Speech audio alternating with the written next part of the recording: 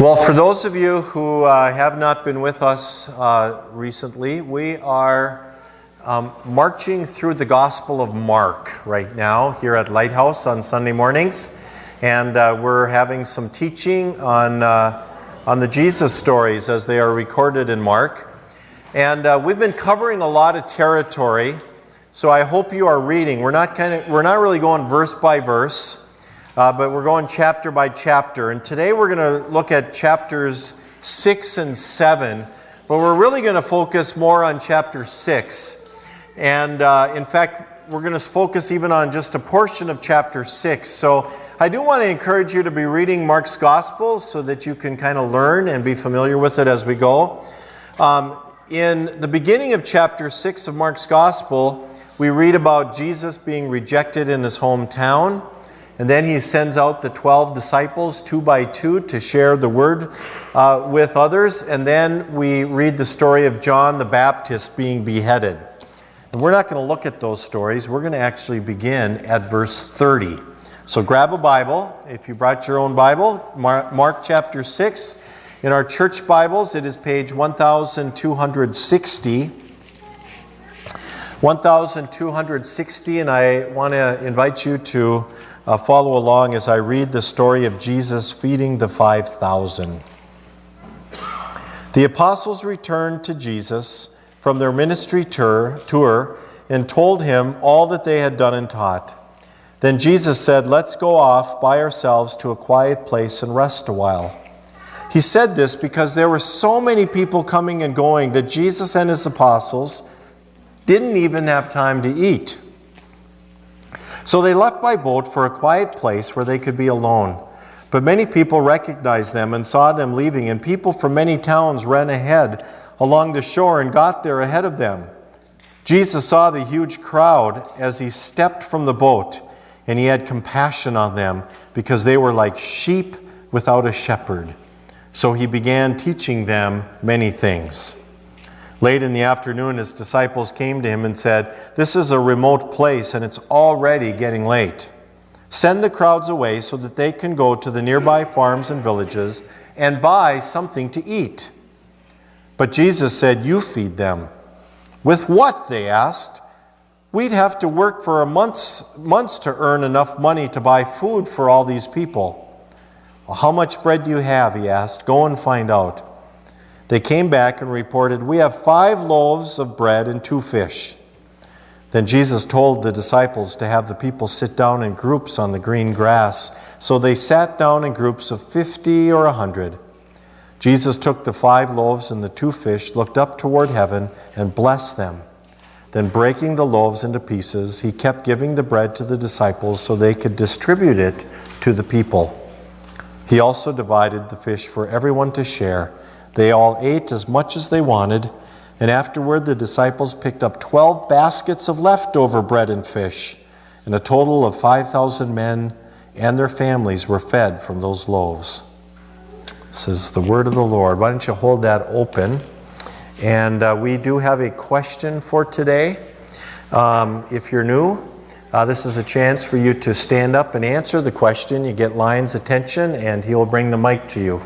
Has there been a time when you were in financial hardship and God provided through one means or another?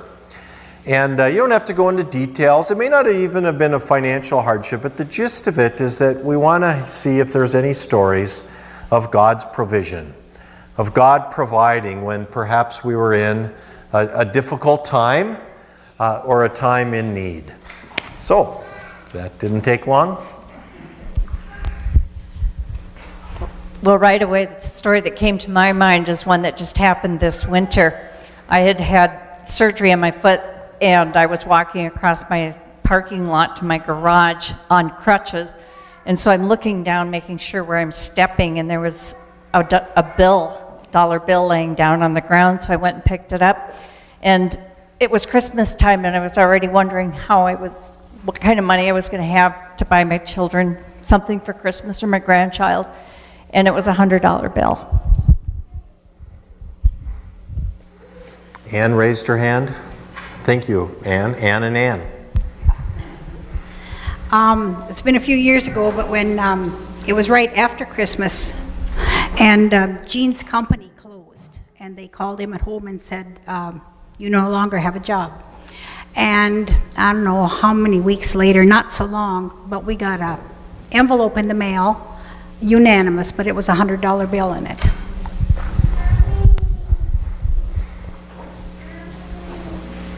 Anybody else? Over here, Lion, way over on the other side. Jan, way over in the corner.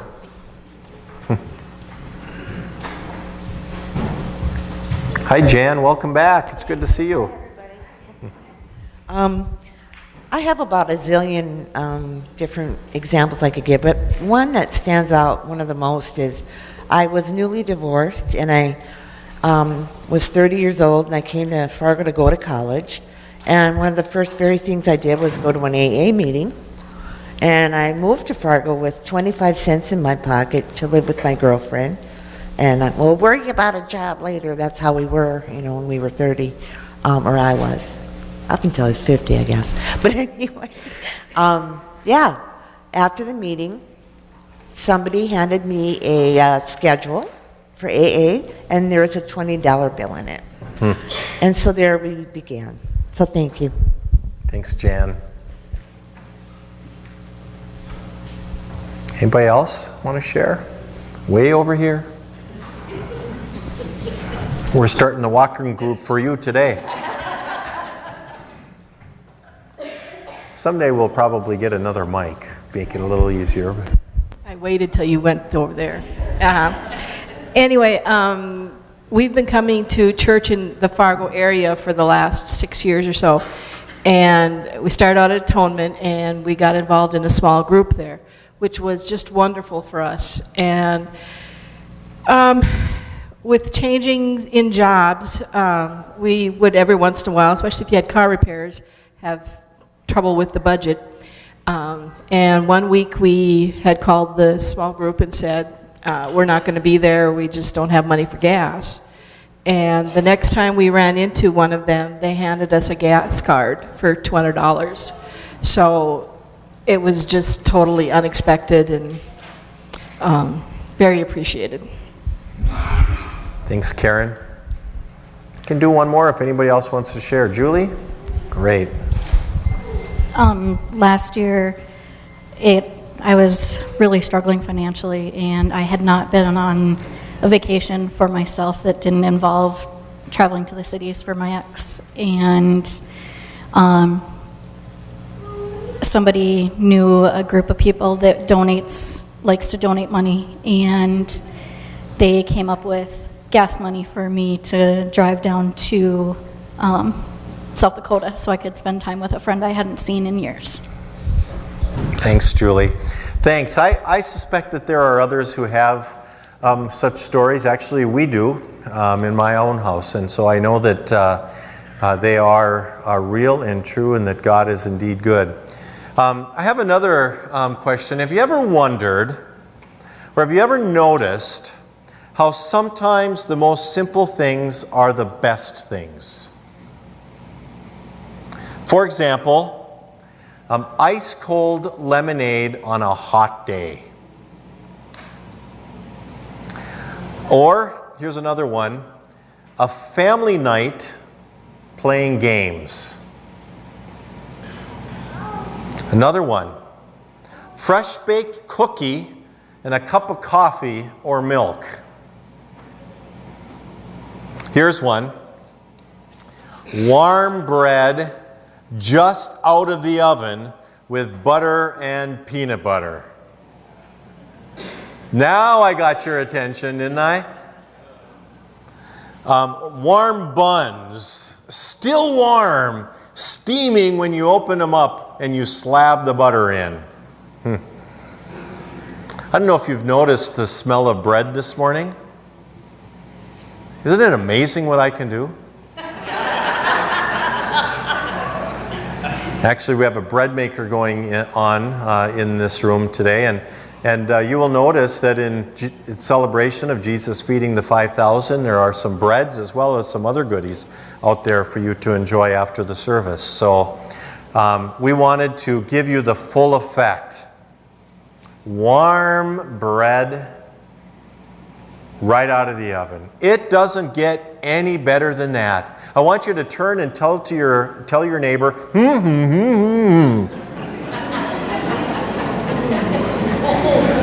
Okay, turn back and say, I know what he's talking about.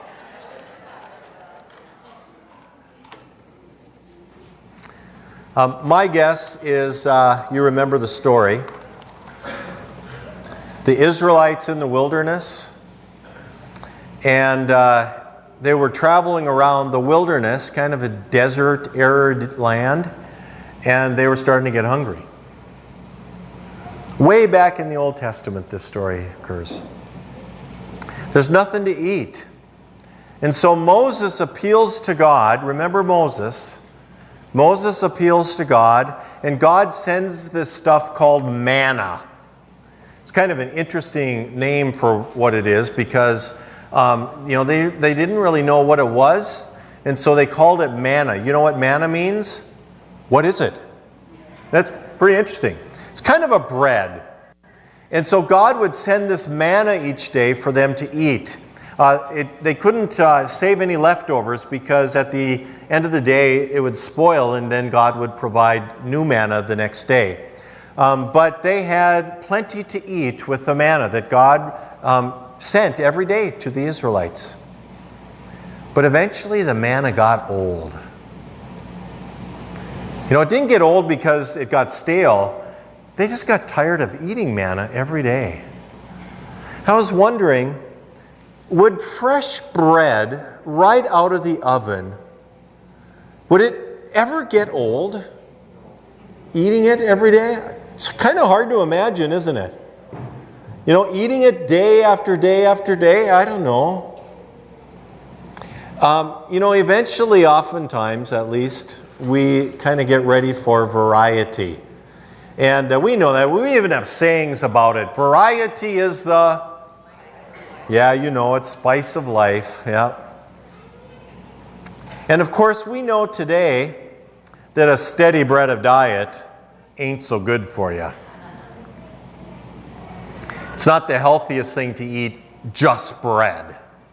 In fact, if you go to a dietitian and you say, I need to lose some weight, or the dietitian says you need to lose some weight, bread is one of the first things they'll suggest you at least limit in your diet, or at least change the kind of breads that you eat. Variety is the spice of life. Truth is that variety spices up our life in a lot of ways. We like variety. We like new things. There's a discontentment in us as human beings. Have you ever noticed that? Once in a while, we want a hamburger patty on that bun. Maybe even once in a while, we'd like a meal with no bread. Give me vegetables and fruit and meat. I want you to think about it. How much of our life is that way? We move into a home, and it's wonderful. It's new, it's exciting, but eventually, boy, it'd sure be nice to have something different, wouldn't it? Or we get a car, and at first it's really exciting. We've got this new vehicle to drive, but we're kind of driving down the road and we see, whew, that person has a nicer car than me. I'd sure like to have one of those. We find things about much of our life that we grow discontent with. We get married and we're walking down the street and we go, whew. No, that doesn't happen.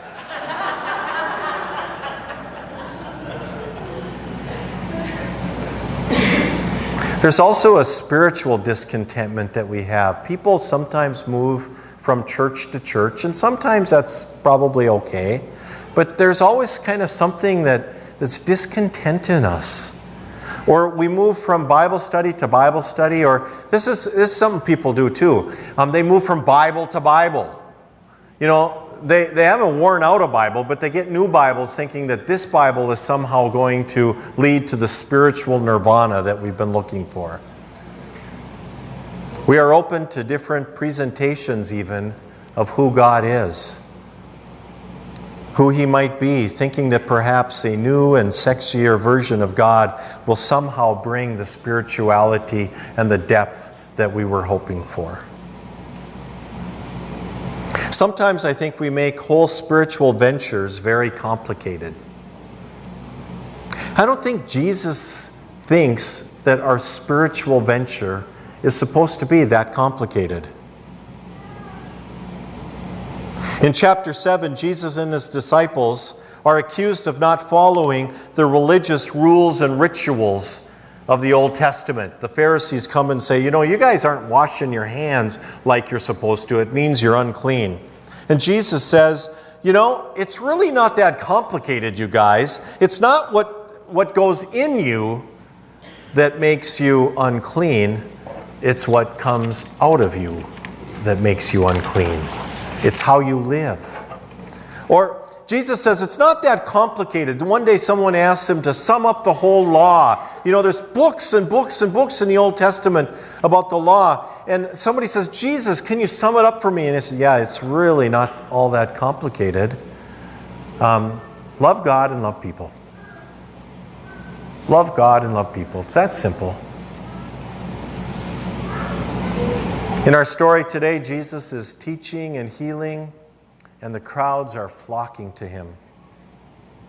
It gets late, so His disciples begin to wonder about the time, and they're hungry. So they say, Jesus, we need to send these people away.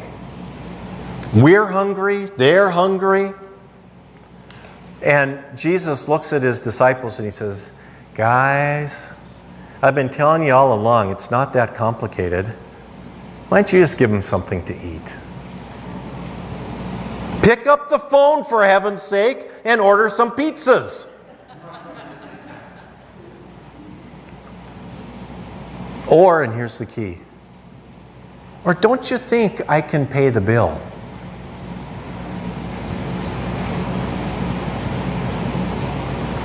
Now, if that had happened to me, I know what I would be thinking.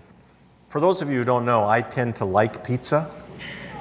So I'd be thinking, okay, there's about 12 pieces of pizza in a large pizza. Do we have any coupons? Maybe they'd give us a bulk order. I mean, there's a lot of people here. Maybe we'll order from Domino's. It's a little less expensive. And all of a sudden, I think I'd go back to Jesus and I'd say, Jesus, for heaven's sake, do you know what this is going to cost? To feed all these people pizza? I mean, we can do just single ingredients, but it's still going to cost a lot of money. And Jesus says, don't you think I'm good for it?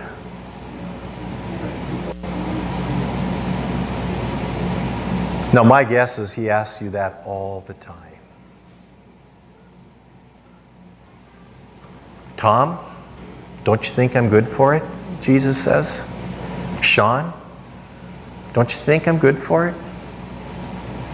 Lisa, don't you think I can pay the bill? Am I not sufficient for you? Jesus asks. Yeah, He says sometimes, the most simple things are the best things. It's not that complicated. Perhaps that's what Jesus meant when He said, I am the bread of life. Didn't say, I am the 4-course meal with all the trimmings. He said, I'm the bread of life. Okay, everybody pause, take a deep breath, and smell the fresh bread.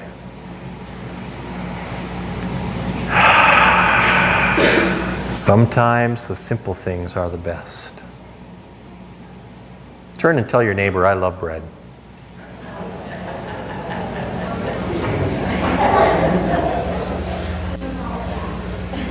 You know, this story about Jesus feeding 5,000, it's not just about Jesus feeding 5,000 people. It's about our lack of faith and trust, and it's about our discontentment in this life. We have trouble trusting God's sufficiency. We have a scarcity mentality in our life. For example, in regards to possessions and money, we think if I have just a little bit more, then I will be comfortable. Or if I have just a little bit more, then I will be secure. Most followers of Jesus, for example, know that the Bible teaches tithing, but very few actually trust Jesus or God enough to give so generously. Because to do so may mean that I need to trust in Him for that which would take care of my own needs. Is God's power sufficient for you? Last week we talked about how sometimes when we've been hurt by other people, when we've been burned by other people, we have trouble trusting again. Remember that? Sometimes we believe that God's power is not sufficient, and it keeps us from stepping out in faith. You know, sometimes when we fall down, it's really, really hard to get back up again and walk, isn't it? I was thinking about that this week. You know, I think everybody here knows that a few years ago I fell down hard and was in a very dark place. And there was a period of time when I determined that I was no longer going to be a pastor. And somehow, I believe through God's grace and God's calling, I was able to get back up again and start walking. And I know how hard it is, not because I've done it, but because I've heard about it. I know how hard it is to start a new church. Most of them don't make it. And I thought, you know, I couldn't do it on my own. But then I thought, you know, if I could do it on my own, then it's probably not a vision or a calling big enough for God. In order to do anything significant in our life spiritually, if we think we can handle it on our own, then we're really, you know, not answering the call of God. God sometimes wants us to step into territory that we could only walk through with His help. For those of you who are in 12-step recovery programs, you know, we're taught right away in those programs to trust God with your sobriety. And we're asked the question, do you trust God with your life enough to turn your will over to Him? Steps 2 and 3. So I got a challenge for you this week. I want you to do 3 things, okay? You with me?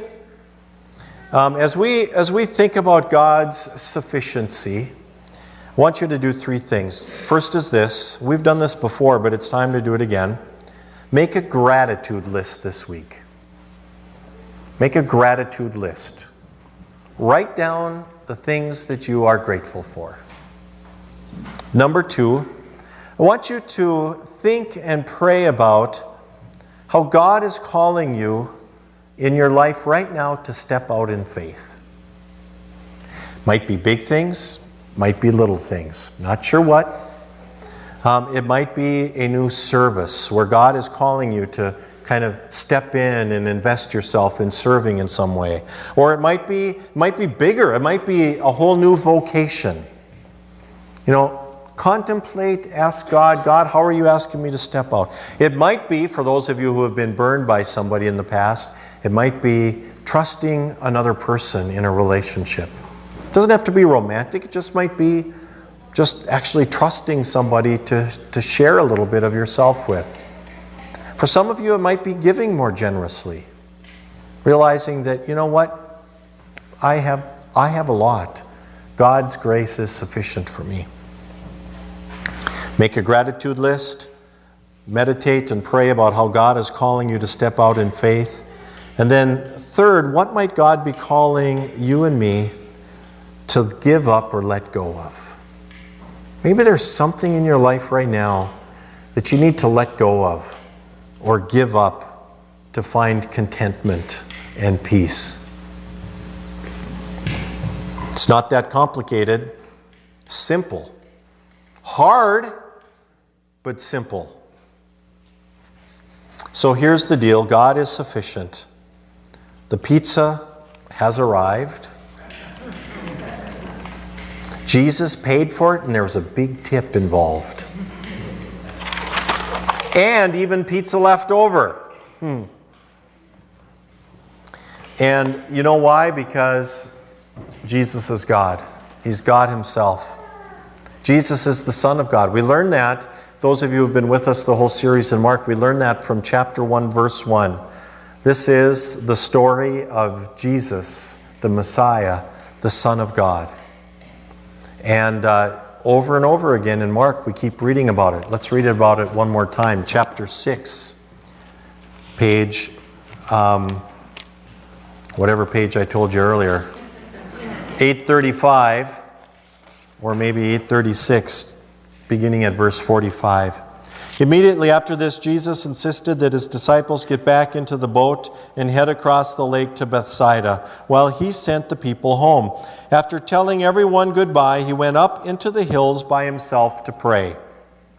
Late that night, the disciples were in their boat in the middle of the lake, and Jesus was alone on land. And he saw that they were in serious trouble, rowing hard and struggling against the wind and the waves. About 3 o'clock in the morning, Jesus came toward them, walking on water. That would have been so cool. I tried it once. It doesn't work very well. He intended to go past them. He intended to go past them. If you have your own Bible, you should underline those words. But when they saw him walking on the water, they cried out in terror, thinking he was a ghost. They were all terrified when they saw him. Jesus spoke to them at once. "Don't be afraid," he said. "Take courage, I am here." Then he climbed into the boat and the wind stopped. They were totally amazed, for they still didn't understand the significance of the miracles of the loaves. Their hearts were too hard to take it all in. Well, I cannot believe it. But Jesus intended to go past them, or he was about to pass them by, another translation says. This verse requires a little bit of explanation. In the Old Testament, it was taught that to see God meant that you would die. God never fully revealed himself to people standing before them after the fall, because if you saw God, you would die. You couldn't see God and live, because we could not behold the glory of God. It's way too great for us. So when God in the Old Testament was about to reveal something about himself, or when he was about to speak to the people, it says that God was about to pass by. That God was going to reveal something about his glory and his power and his magnificence. But he couldn't do it by, just standing in front of you. So it says, so he would pass by. So in Exodus chapter 33, for example, God speaks to Moses. Remember Moses? We already talked about him. It says that God speaks to him by passing by him. Or in 1 Kings chapter 19, it says that God speaks to Elijah. And God speaks to Elijah by passing before him. And in doing so, he reveals his message and his glory to Elijah. And so the disciples that night, they're in the boat, they're rowing really, really hard against the wind, and it says that Jesus comes out walking on the water, and he's about to pass by them. In other words, he's about to reveal something about himself and to speak something to them about God. And it makes me wonder, how many times this week God passed by you and you were too busy rowing to see him. You ever thought about that? Does God still pass by and reveal something about himself to us? But we're too busy to experience him or to hear him. Let me give you a clue. I think it happens all the time. I think it happens all the time. He passes by and he says, I am God Almighty. I am the all-powerful and all-glorious God, and I love you very much, and you can trust me. But man, we are so busy rowing that we miss our God passing by. He passes by and he says, I am the bread of life. Don't complicate things so much. Things really are quite simple, you know. In fact, Jesus, one place, when he's passing by, perhaps says, why do you worry so much about this life, what you're going to eat, what you're going to wear? For heaven's sake, look at the fields of flowers and how God clothes them, or the birds of the air and how God feeds them. It's not that complicated. God passes by and says, trust me. So, you may have missed it this week, but don't miss it today. Don't miss it right now. For God, the great I am, that's what he's called in the Bible, the great I am, he's about to pass by. And in doing so, he says, I love you very, very much. I am with you right now at this moment. Whatever has come before this time, whatever is heavy on your heart, whatever pain you are bearing, I'm going to pass before you and I'm going to take it from you. Just give it to me. Put down your oars for heaven's sake and rest. Just for a moment. Because I know you're going to leave this place, he says. And you're going to go out and you're going to start rowing again this week. So don't miss it. Right now, I'm about to pass by. So sit back with a knife in one hand, piece of bread in the other, and maybe some butter. Amen.